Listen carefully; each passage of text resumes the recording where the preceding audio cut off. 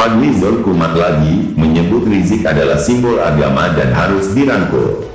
Ditulis oleh Abu Daeng Al-Makassari di siwot.com. Sebelum lanjut, mohon subscribe terlebih dahulu, agar tak terlewatkan video-video gratis.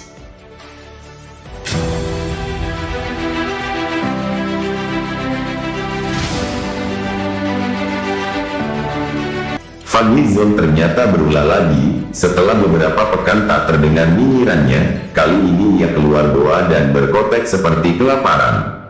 Dan testing berkoteknya ini mengambil tema Rizik. Zong mengatakan bahwa Rizik ini adalah simbol ulama, lalu meminta pemerintah agar merangkulnya. Lelucon apa-apaan ini Zong?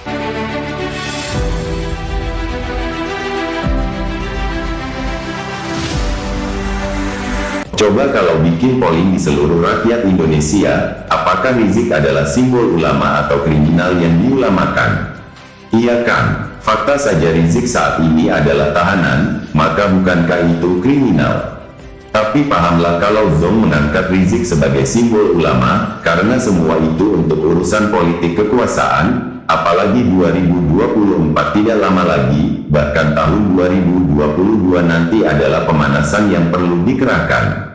Jika masih ada yang percaya bahwa Rizik adalah simbol ulama, berarti tega sekali akal sehatnya dikibulin oleh Zong.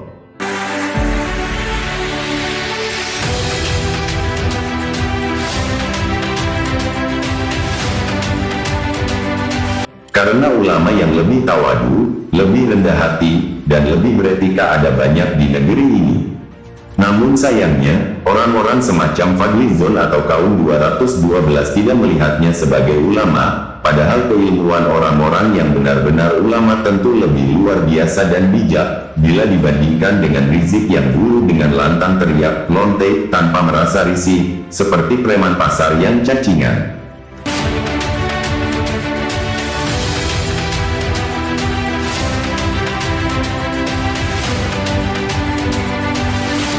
Ulama itu mengangkat derajat manusia, tidak malah memanfaatkan kedunguan umat untuk menjadikannya sebagai tunggangan, atau memobilisasi umat yang lugu demi sang bohir yang lagi berburu kekuasaan, demi mengamankan pundi-pundi bisnisnya yang sudah menggurita di seantero negeri ini.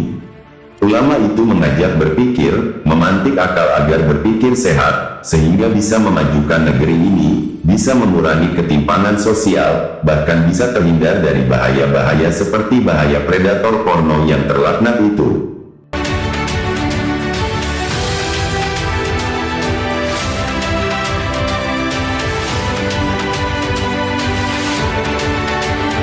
Namun sayangnya, gerak dan pemikiran ulama sejati, senantiasa dibendung oleh para politikus murah seperti si Zong ini. Fadlizon diduga penggemar komunis, dia pernah berziarah ke makam tokoh komunis di Soviet, kan? Maka apakah pemikiran komunis yang ada dalam pemikiran Zong ini adalah dasar dalam melihat Rizik sebagai simbol ulama? Yang sering menghina orang lain, bahkan menghina presiden sebagai simbol negara. Maka jangan-jangan, maksud Fadlizon bahwa Rizik adalah simbol ulama, versi komunis.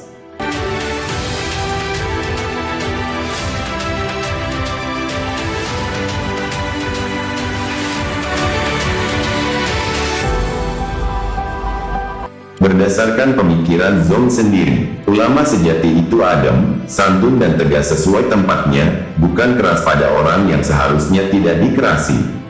Hanya karena memakai sorban dan gamis selalu dengan mudah disebut ulama. Terlalu dungu seseorang kalau menilai Rizik sebagai simbol ulama hanya berdasarkan sorban dan gamisnya, padahal si Heri Wirawan yang sakit itu, dengan tampilan ustadz ternyata adalah seorang predator, telah menghancurkan masa depan anak-anak perempuan yang jadi korbannya.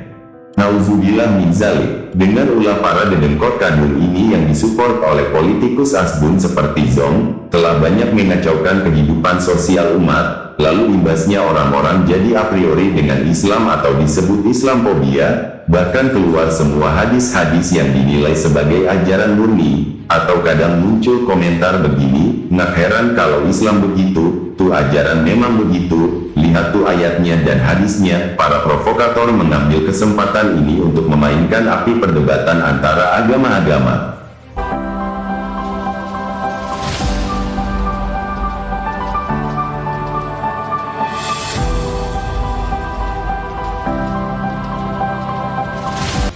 Maka secara tidak langsung, Rizik dan para predator porno bertopeng agama itu, serta para kadrun telah berusaha menjauhkan orang dari Islam, atau mengundang para provokator bidang agama, apalagi Rizik dan kelompoknya mengklaim sepihak bahwa dirinya adalah keturunan Nabi, dan karena Nabi suci maka dirinya juga suci, maka karena itulah ia berhak dihormati, apalagi masanya banyak.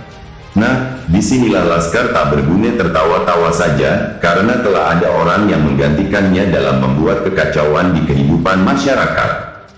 Bahkan dalam komunitas Tarekat Alawiyah, dominasi Rizik dan gengnya semakin menyingkirkan para habaib yang selama ini adem cara dakwahnya.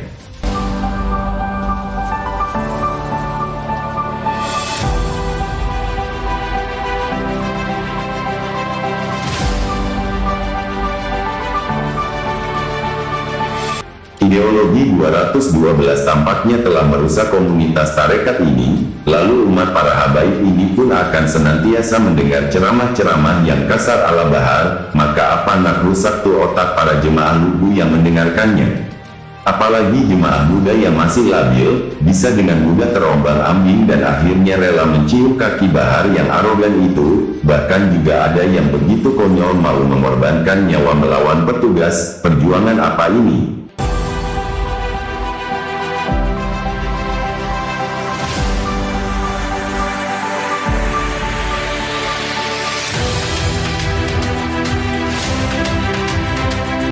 Padahal banyak ulama yang mesti dibela agar menampilkan Islam yang ramah, bukan Islam yang keras dan doyan mengkafirkan umat lain, atau bahkan mengharamkan ucapan selamat Natal.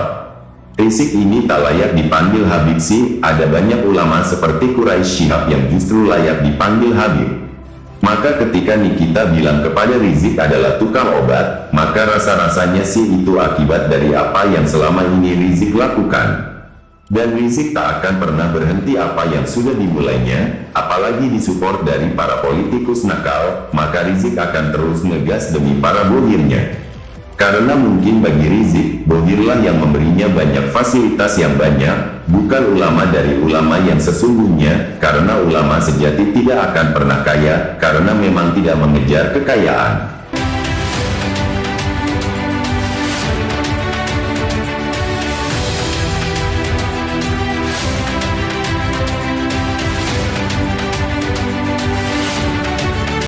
Maka karena itulah, Rizik dengan mudah bisa terbang ke Saudi dalam jangka waktu yang lama, bukankah itu semua biaya dari para bohirnya?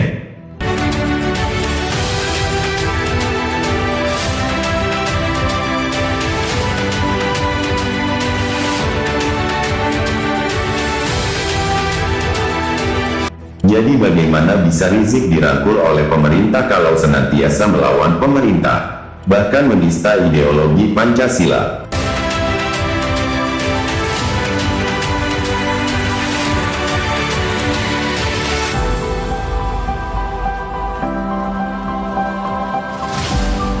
Dan juga nampak Rizik telah berteman akrab dengan tersangka JI, Farid Okbar.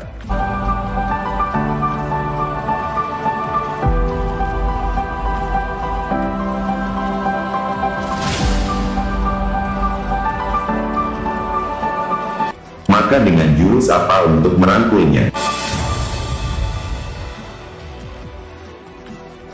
Cocoknya si rangkulan teknik triangle chow.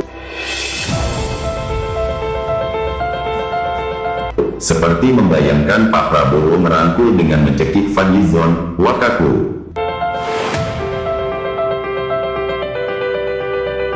Begitulah kura-kura.